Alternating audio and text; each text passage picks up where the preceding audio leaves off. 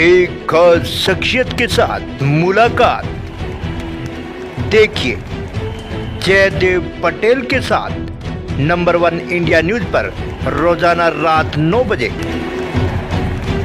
नमस्कार व्यूअर्स, मैं जयदेव पटेल और आप देख रहे हैं नंबर 1 इंडिया न्यूज। आपका एक बार फिर स्वागत है एक खास शख्सियत के साथ मुलाकात प्रोग्राम में। आज हम बात करेंगे जस्टिस वर्मा केश कांड मामले को लेकर के।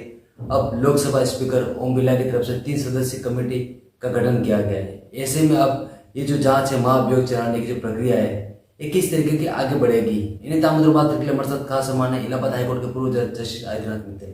जस्टिस मित्तल, आपका वापस स्वागत है आज हमारे प्रोग्राम में। Thank you.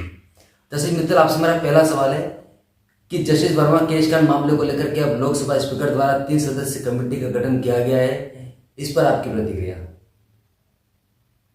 देखिए, संसद को पूरा अधिकार है कि वो अपने स्तर से इस मामले की स्वतंत्र रूप से जांच करे। एक जांच रिपोर्ट तो पहले 3 चीफ जस्टिस जो सुप्रीम कोर्ट ने अपॉइंट किए थे उनकी जांच रिपोर्ट है, और उसकी जांच रिपोर्ट के साथ ही चीफ जस्टिस ऑफ इंडिया ने ये प्रस्ताव भेजा था कि इसमें इनके खिलाफ महाअभियोग चलाया जाए। अब जब संसद के पास ये प्रस्ताव पहुंचा है तो संसद को भी ये अधिकार है कि दूध का दूध और पानी का पानी करने के लिए वो अपनी तरफ से एक समिति गठित करे, और वो समिति सारे तथ्यों की छानबीन करके, सारे साक्ष्यों की छानबीन करके अपनी रिपोर्ट संसद को प्रस्तुत करे। और हर्ष का विषय है कि इस कमेटी में उच्च स्तरीय लोगों को लिया गया है। एक माननीय सर्वोच्च न्यायालय के न्यायाधीश हैं, एक माननीय उच्च न्यायालय के मुख्य न्यायाधीश हैं, और एक प्रख्यात कानूनविद हैं। तो ये तीनों लोग सभी साक्ष्यों का मूल्यांकन करेंगे, देखेंगे, और चाहें तो ये अन्य साक्ष्य भी जुटा सकते हैं, और सभी बातों पर विचार करके ये अपनी रिपोर्ट संसद में प्रस्तुत करेंगे।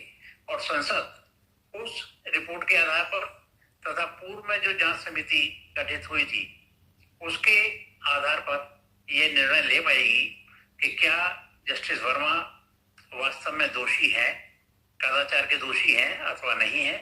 और अगर वो दोषी हैं तो निश्चित रूप से उनके विरुद्ध महाअभियोग प्रस्ताव पारित हो जाएगा। ये भी आपको जानकारी है कि पूर्व में जो जांच समिति चीफ जस्टिस ऑफ इंडिया ने गठित की थी, उस समिति के कार्यप्रणाली पर, उसकी रिपोर्ट पर एक याचिका माननीय सर्वोच्च न्यायालय में प्रस्तुत की गई, और उस याचिका में ये कहा गया कि उनको पर्याप्त अवसर नहीं दिया गया।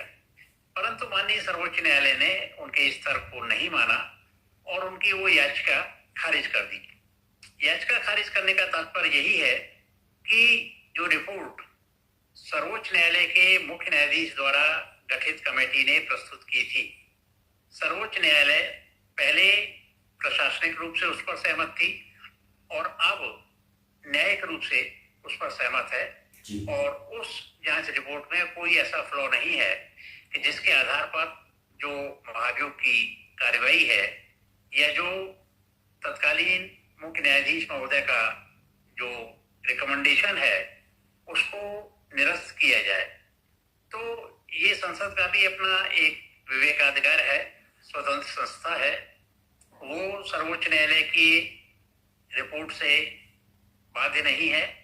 वो अपना इन्वेस्टिगेशन खुद भी कर सकते हैं या करा सकते हैं। जी, जैसे मित्र अगर हम बात करते हैं, जैसे आपने बताया कि पहले भी सीजीआई के नेतृत्व में 3 सदस्यीय टीम गठित की गई थी जिसमें जो उसकी रिपोर्ट भी सबमिट की गई। ऐसे में जो जांच रिपोर्ट थी सीजीआई के द्वारा जो टीम गठित की गई थी उसकी, और अब जो नई जो लोकसभा स्पीकर द्वारा जो 3 सदस्यीय टीम जो बनाई गई है, दोनों में क्या कुछ डिफरेंसेस रहेंगे?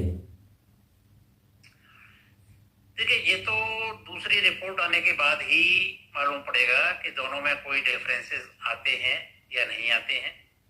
और अगर मान लीजिए जो अब लोकसभा अध्यक्ष द्वारा जांच समिति गठित की गई है, अब संसद जो है उसी जांच रिपोर्ट पर कार्रवाई को आगे बढ़ाएगा। कि संसद माननीय सर्वोच्च न्यायालय की पूर्व में गठित समिति की रिपोर्ट से बाध्य नहीं है। वो उसका अवलंब ले सकती है, वो उसको एक बेस बना सकती है। और मैं नहीं समझता, ये मामला ही ऐसा है, मैं नहीं समझता कि दोनों जांच रिपोर्ट में कोई तात्विक मतभेद होगा या कोई ऐसा तथ्य आएगा जिससे संसद को अपने निर्णय पर पुनर्विचार करना पड़े। जी, जैसे मित्र आपसे मेरा एक आखिरी सवाल है कि जैसे ही लोकसभा स्पीकर ने अनाउंसमेंट किया कि 3 सदस्यीय टीम का गठन किया जाएगा और उसका 3 महीने में उसका रिपोर्ट में सबमिट करना होगा, ऐसे में ये जो महाभियोग की प्रक्रिया है ये कितनी लंबी चलेगी, ऐसा आपको लगता है?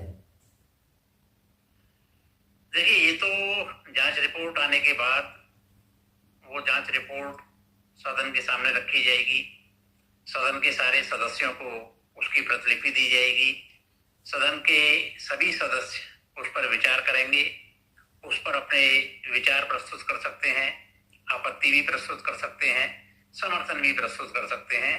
तो निश्चित रूप से फिलहाल ये कार्रवाई 3 महीने के लिए तो स्थगित हो ही गई है। जब तक जांच समिति की रिपोर्ट नहीं आ जाती, हो सकता है कि जांच समिति थोड़ा और समय बढ़ाने की मांग करे। तो ये जैसे ही जांच समिति की रिपोर्ट आ जाती है वो सदन के पटल पर रखी जाएगी, और सदन के पटल पर रखने का तात्पर्य ये है कि सदन के सभी सदस्यों को उससे अवगत कराया जाएगा। और जब सदन के सदस्य अगर उस जांच रिपोर्ट से सहमत होंगे तो वे महाभियोग प्रस्ताव स्वीकृत करने पर विचार कर सकते हैं। मैं यहाँ एक बात और स्पष्ट कर देना चाहता हूँ कि अभी ये समिति माननीय लोकसभा के अध्यक्ष द्वारा गठित की गई है। जी।